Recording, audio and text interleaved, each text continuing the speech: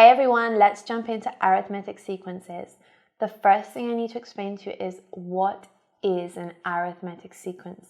An arithmetic sequence is a number in which you always can add, so I like to remember arithmetic add the same number to get the next term.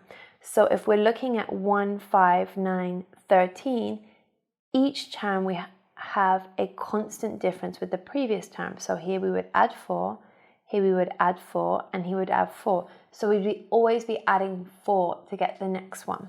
Now we have to get used to some notation. We have to know what is A, what is D, and what is N.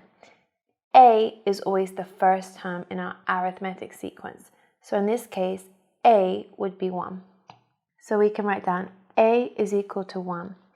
D is for difference, and you can always calculate that by doing the term ahead, subtract the term behind. So 5 minus 1 would be 4, or 4 minus 5 would be 4, or 13 minus 9 would also be 4. So you can think, what do I need to add to this number to get the next term? So it's add 4, add 4, add 4. That needs to be constant for it to be an arithmetic sequence. That means you can't have add 4, then add 5, then add 6. It has to be the same number every time. So in this case, D is equal to 4. N is your term number. So for example, the first term here, we would say N is 1, and we would call that U1. The second term, U2, U3, and U4. So this sequence has 4 terms. So you can think about N as like a counter to tell you where you are in the sequence. Let's have a look at a second example. Here I'm going from 11 to 8, 8 to 5, 5 to 2, 2 to minus 1.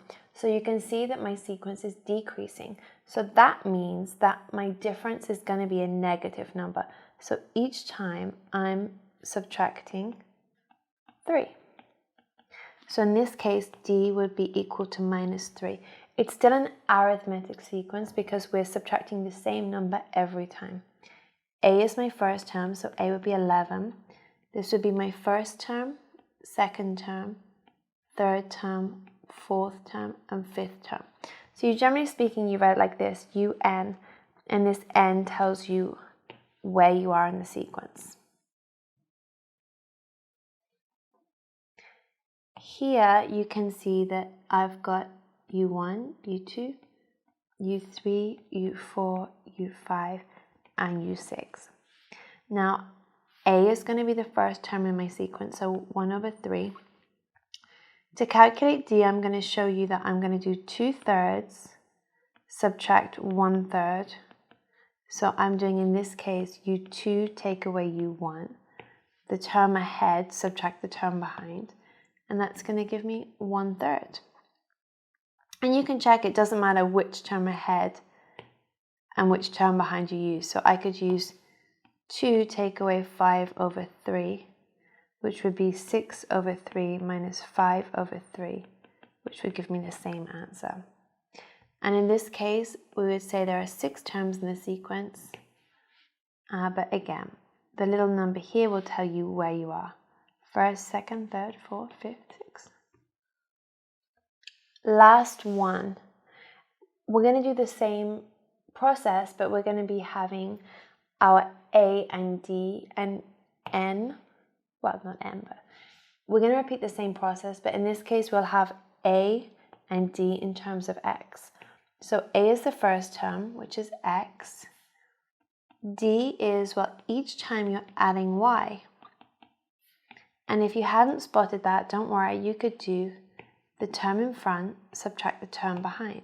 So X plus Y, subtract X.